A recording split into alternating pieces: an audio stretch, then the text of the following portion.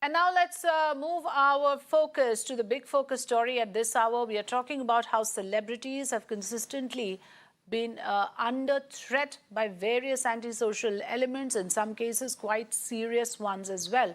So actors Vicky Kaushal and Katrina Kaif allegedly received death threats, I beg your pardon, via social media, after which the Mumbai police sprung into action.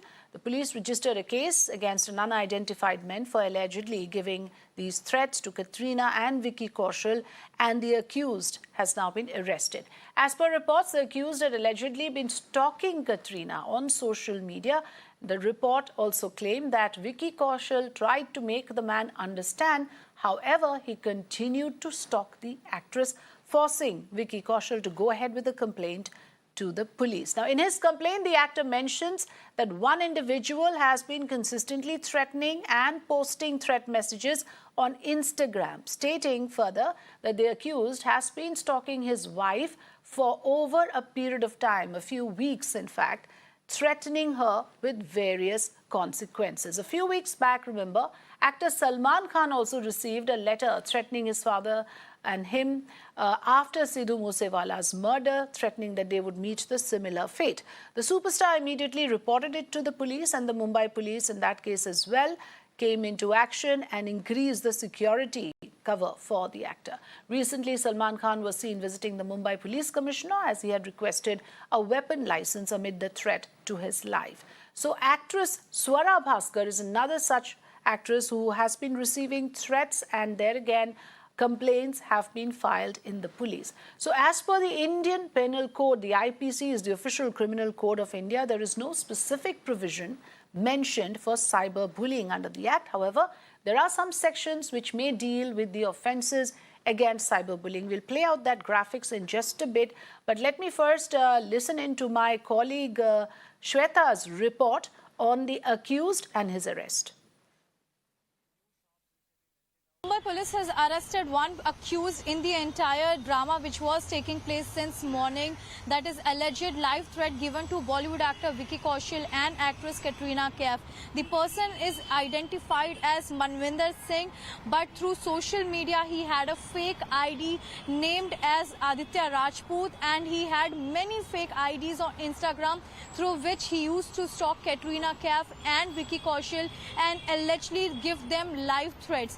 Now, in this entire drama, within few hours, with the help of Cyber Department, Mumbai police has arrested the accused, and the examination of his fake IDs are taking place now. But he has very prompt action taken by Mumbai police that within few hours the accused got arrested. Accused used to operate through his fake IDs and used to stalk actress Katrina Kaif and Vicky Kaushal, and this was going on since days.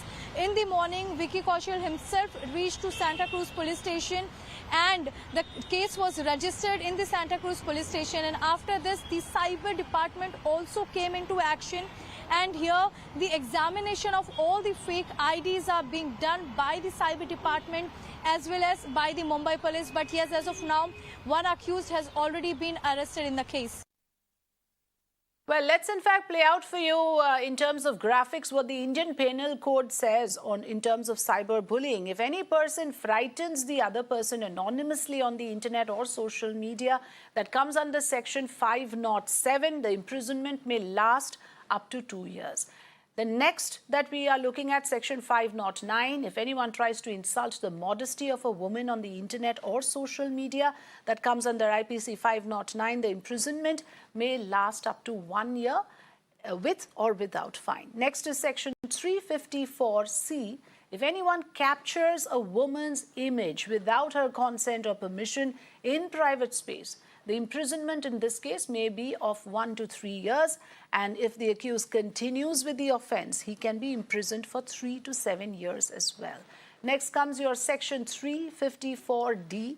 That also deals with anyone who stalks or monitors another person, their day-to-day activities on the internet with an intention to cause them harm. The imprisonment may last up to 3 years.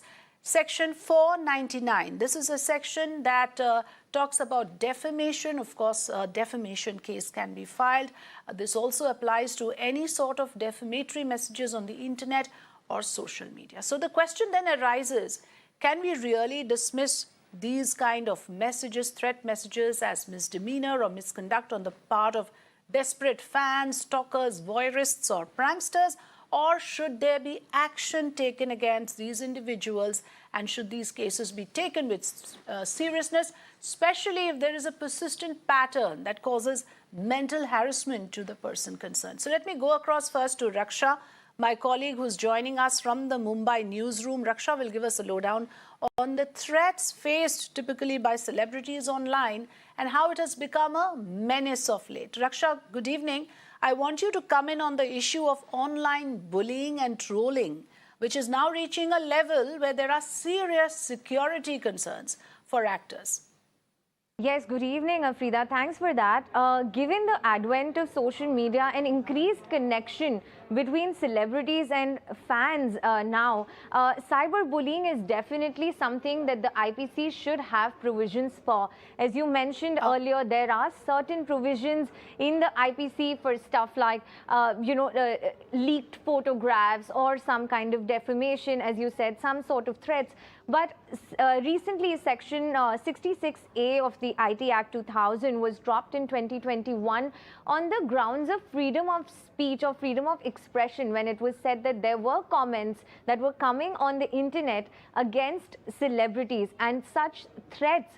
Vicky Kaushal and Katrina Kaif are not the first people. Afrida, let me take you through some of the people who've actually complained of receiving threats, death threats, basis of certain roles that they were performing, or just otherwise if they had made some comments at interviews. Recently Deepika Padukone was threatened on the internet and otherwise. There were crass words used, such as they would behead her, or nose cut off, very, very vulgar such messages. And there aren't any provisions as such in the IPC. Urvashi Rautela, before her movie Hate Story 4 was coming out, she was quoted as saying she felt vulnerable. She felt like there was no protection that she received. As you mentioned, Sidhu Moosewala's death, post that Manu Punjabi actually thanked Jaipur police, tweeted out saying that he was bullied on the internet. There were unknown messages that he kept receiving, but the police came out to help him.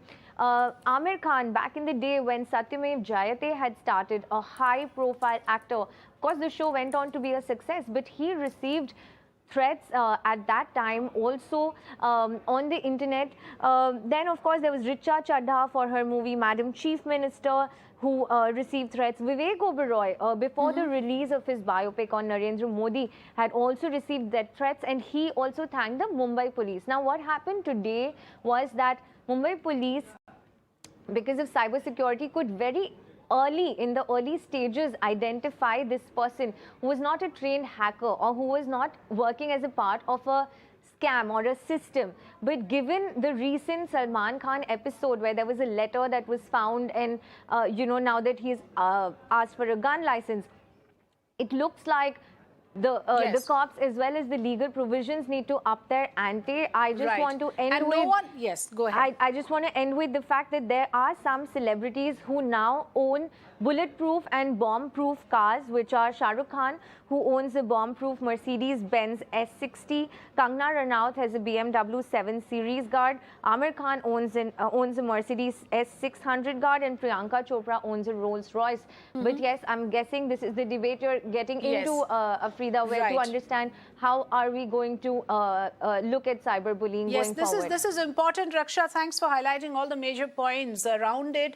Thanks very much. The question is that, some of it, of course, could be a desperate fan going awry, but some of these threats are serious. We saw Sidhu Moosewala getting murdered after such threats. So no one is willing to take these threats lightly anymore. You heard Raksha say that there is Salman Khan now asking for a licensed weapon for his own protection. So in certain cases, actors feel that they have to now take matters into their own hands and protect themselves. Let me welcome my panelists this evening, Mr. P.K. Jain, former additional DGP of Maharashtra, Karnika, Seth, cyber law expert and Supreme Court lawyer. I also have Gitika Ganjudhar, who is an anchor and actor, and also an author joining me this evening. Very good evening. Thanks very much to all of you for joining me here on The Big Focus. I want to begin with you, Mr. Jain. Like I said, now no one is willing to take any of these threats seriously. Earlier, perhaps there could have been a tendency for, a top league actress, an A-lister, to say, okay, there are these fans, some of them have these tendencies, it's a case of misdemeanor or misconduct. Now, every actor who faces this wants the protection of law. How do you perceive these threats that are coming in for Bollywood actors, sir? You are very right, Afrida. In the threats earlier used to be bare threats. One had to assess the threats over a period of time and then realize as to whether the threat was serious or not. But of late, we find a change in the behavior of the people, in the behavior of the so-called fans, in the behavior of people who are in one-sided love affair kind of things, and the kind of things that are happening in the society today. Girls being attacked on a daily basis, people being attacked, murdered. So I think one has to take all these threats very, very seriously. And at the first opportunity, one must take the police into confidence in writing, so that the police is aware of the kind of threat. They can make a threat assessment and then provide reasonable protection to the concerned individual. It is not a question of only the VVIPs or the celebrities, but it is also a question of the general public being provided with a sense of security, whether it is personal protection or whether it is protection in general. We have seen cases of people getting beheaded. The threats were given to them, and the matters did go to the police, and even then the beheading took place. So I think that any celebrity today, the celebrities have been vulnerable in the past also, especially the film fraternity. They have been very, very vulnerable to this kind of threats, extortion, and things like that. There was a time in Mumbai when even the common man, if he purchased a car or a slightly expensive item which was in the public view, even he would get the extortion calls. So a very stern, stringent action had to be taken by the police to curb that kind of a menace. Now the problem with the cyber threats is that now in this case the man was known probably, so he was nabbed at a very nascent, a very early stage. Now there's anonymity behind the net. People create fake accounts. So it will take the police some time to track the source of this nuisance. So in the meantime, the people must approach the police. They must lodge a formal complaint and then take their things to their logical end. And I'm sure that a quick action on the part of the police will instill a lot of confidence in the minds of people, and as well as put such people who are trying to either play these pranks or act in a very illegal, illegitimate way to put them back in their place, so that legal action can be started against them. That is the only thing I can say as a police officer. The threat is there to stay. The people are going to be threatened in future also, especially through the net. So I think it is high time that the people start taking these things seriously. And it is high time that the police also starts taking these things seriously, not only in the case of celebrities, but even in the case of a common man. Absolutely, I also, as an ex-police officer, I can also dare say that we are not that strong in terms of manpower that we can provide protection to everybody. But if strong, effective action is taken by the concerned police officers at the nick of the time, it will save a whole lot of people the trouble. The evildoers will be scared of taking this kind of an action, and the people on the fringe who are... Absolutely. So there must be deterrence set is what you're saying, and I agree with you. Karnika says now that, an entire universe exists online, and a lot of people, half their life, in fact, is online in terms of it's a professional compulsion as well for actors. And at the same time, this has become a hazard, isn't it? How do you see these kind of cases when it comes to cyberbullying or trolling? It leads to mental harassment. It can even impact a person's work life, if I'm not mistaken. I'll go to Gitika for that. But I want you to tell me, has it become easier now, any easier to trace these miscreants? In this case, I must say there was prompt action taken and the accused has been arrested. But is there enough within the technology to trace if somebody is acting, in a way which is not desirable? Yes, internet is, borderless, as we call it. There's a lot of trans-border crime as well. What we need to see is the anonymity in cyberspace. There are tools to crack that, although there is also, VPNs available to actually camouflage or hide your real identities. At the same time, there are ways and means to uncover those identities, especially if there is a cooperation by the social media platform. One can actually check and trace where exactly is the IP address, from where this has been committed, the crime has been committed. In many cases of extortion or trolling or cyberbullying or even pornography, for instance, they have been, those traces have been found and the footprints can be traced on the net. It does become a little complicated, especially when it becomes proxy servers have been used from abroad, and there the cooperation on the international level is required. But most often, if an Indian IP is gathered, then yes, very quickly this can be unraveled, and that's how these crime cases are being busted. The most important thing is to report it, and there's a zero FIR concept now. So cybercrime.gov.in being the main portal of the nation, one needs to report, and most importantly, the evidence which is there, the electronic evidence plays a big role in investigating these crimes and taking quick action. Even the social media platforms have to take action within 24 hours as per the new 2021 guidelines of the IT ministry.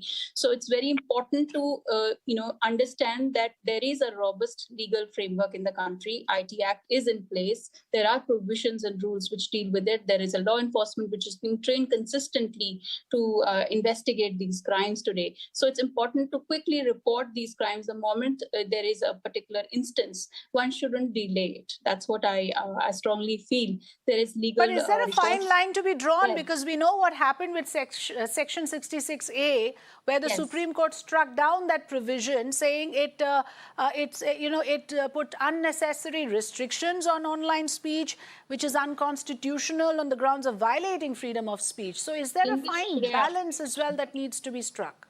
In the Shreya Singhal case, you see the terms used in the legislation were a little vague. That's the reason why this was considered unconstitutional. They were quite ambiguous. It could be subject to misuse. But in the other provisions which we still have, the IPC is there, and the Indian Penal Code has clear provisions on criminal intimidation. In cases of death threats, there are punishments, including 7 years of imprisonment and more. So you can imagine, there are other provisions which are also there. It's not that 66A goes, so everything goes. There is a clear, provisions on extortion. There are provisions for pornography, anybody publishing or anybody intimidating someone, extorting. All these provisions exist under the general criminal law, which is the IPC. So there are robust provisions, especially if somebody garbs a fake identity or creates an anonymous account, a fake account, and does these crimes. Again, those are punishable under the IT Act itself, under identity theft, cheating by personation, which has 3 years of imprisonment and fine. Yes. So that's yes. So, of course, so basically what you're saying is that there are enough provisions in law to punish these miscreants. Gitika, if I may bring you into the conversation, what my colleague Raksha was telling us earlier, that there are enough and more examples of how sentiments were hurt and therefore an actor is targeted, like it happened with Deepika in the movie. Here are cases which has got nothing to do with content, really. Here are actors who are facing death threats, either from their... In this case, I believe the man who's been arrested is a fan of Katrina's, but this persistent sort of stalking obviously would lead to a lot of harassment. In your experience, have you ever faced something like this, and what is the best way to deal with it?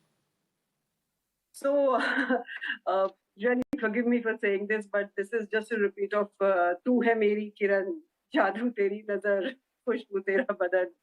So I think even Bollywood really needs to be very, very careful about what they glorify. What's done is done, but what they glorify in the future, because our films have a huge effect on the fabric of our society. And that film did glorify stalking. It did glorify obsession. It did glorify the fact that he wanted to kill her fiancé. But all that's in the past now. So, no, I haven't really faced a situation like this in my life. Very minor here and there, but not so major. But it's also because I am very controlled in what I put out onto social media. And whether it's about my life, or whether it's about where I am, my whereabouts, or it's all mostly about work. what I put out there into the social media. So I maintain that boundary, but that's really something that I do. And ideally speaking, people should be able to express themselves freely online. You know, having said that, see, older stars also went from the to police headquarters. women cutting their ways for Rajesh Khanna ji. We wanted to come around 8 o'clock. Mr. Jain, your voice is interrupting with Geetika's, voice. So could you just hold on for a second? Yes, Geetika, carry on. You had people threatening to knock off Dilip Kumar because Madhubala was wanted by this one particular fam. This was always happening. This is how it works for film stars and people in the limelight. Now they're very easily accessible. Because through Instagram or through Facebook, you constantly know where your star is, just out of the airport, now going home, car on the way, at this restaurant, coming out. So somewhere stars will also have to be a little careful as to how much they really want to put out. But this is the world that they are living in. Law will take a little time to catch up. We don't have police force manning every citizen of the country 24/7. It's unrealistic to expect that. So while these improvements happen, they will have to work out ways and means to keep themselves a little not so accessible in terms of their movements, I feel. Yes. Having said that, I have a question here, and I have a nagging suspicion. Is this fan only obsessed with Katrina, is in love with her, or is this a way of getting attention on the internet, or is this a crazy scheme that he's hacked to be famous, to get viral? I think the police need to investigate that also. There are those random attention seekers, like you said. It's so easy to get your 2 minutes of fame by targeting a celebrity. We have seen that happen as well. Absolutely. Mr. Jain, right. Yes, fair points made. Mr. Jain, you mentioned something about how the police must also be able to restore that kind of confidence in the force, that if anybody does this kind of a trick, if the joke is taken too far, then the police will crack in. The fact of the matter is, in this particular case and in many other cases, we've seen that, when it comes to a celebrity, and you also said it, there is more promptness. But when it comes to a regular individual, there seems to be a laxity even now. Many of us are not able to really get this kind of a prompt action. What do we do about that? And what is your advice on when to report to police? Sometimes you have to ignore. Each and everything, of course, cannot be reported. When is it that it gets too far? I personally feel that every time there's an incident, it must be put on record. You may not. See, I would like to write an application to the local senior PI and then request that, okay, let the matter be where it is. And in case it gets aggravated, I'll come back to you. But the recording part of it, because what happens is that subsequently all these small things build up. And by the time we approach the police, it becomes too late. And there's a little more sensitivity required at the police station level, so that if anybody comes, the action is taken in case they have to assess the situation as to how serious the threat is. By talking to the complainant, you come to know as to what kind of threat he's facing and what is the reason behind it. So they have to take a little action. They have to be a little more prompt, and they have to be a little more proactive in terms of taking action. That is the only thing which can instill the confidence in the minds of the people, as well as the wrongdoers. They get a message. I mean, a simple phone call, a simple initiation of inquiry can put the fear of God in the minds of many people. So it is not that everybody is a criminal, everybody is out to harm the other person. Reporting these crimes, because like Mr. Jain says, there is a police force who can act promptly. If there is a complaint, official complaint filed, there must be action taken. Very quickly, last word to Karnika, Seth. If you remember, Ms. Seth, there was a data released by Facebook that said that the pattern is more to have hate posts in social media than anything else. So it almost becomes a vicious cycle. One thing, encourages the other sort of. Therefore, there's a troll army now. What can restrict this? What can change this in your mind? Well, I think awareness among people, they need to be careful on what they post, and even stringent measures by the social media platforms themselves. They are doing a lot of work on the self-regulation mechanisms, including Facebook and other social media platforms. Those should be kept on ongoing basis, and also the government is working towards ensuring safer spaces. So that's something which is something which I think is very important.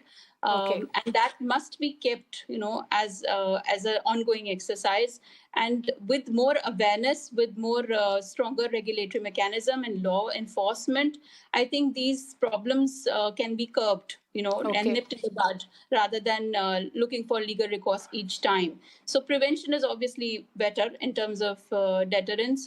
Legal framework is there. And once there's active reporting, there will be more curtailing of these crimes. That's I think that will create a good effect on the minds of people. Then they'll have more faith in the legal processes once they see convictions happen, once they see fast-track courts, in action. And that's the need of the hour, I think. Instilling that faith through action is what is the need of the hour. Yes, so every one of us, I mean, the citizens, the police force, we need to actively work towards finding that balance where, yes, we all need to have the right to express ourselves, the freedom of speech, but at the same time, when things cross the line, we have to report such crimes and make sure that punishment is meted out. I thank all my guests for joining us here on this conversation. Thank you so much. Let's take a short break. Coming up next, Mamata Banerjee breaks her silence on Partho Chatterjee's arrest, says she doesn't support corruption. Stay tuned for more.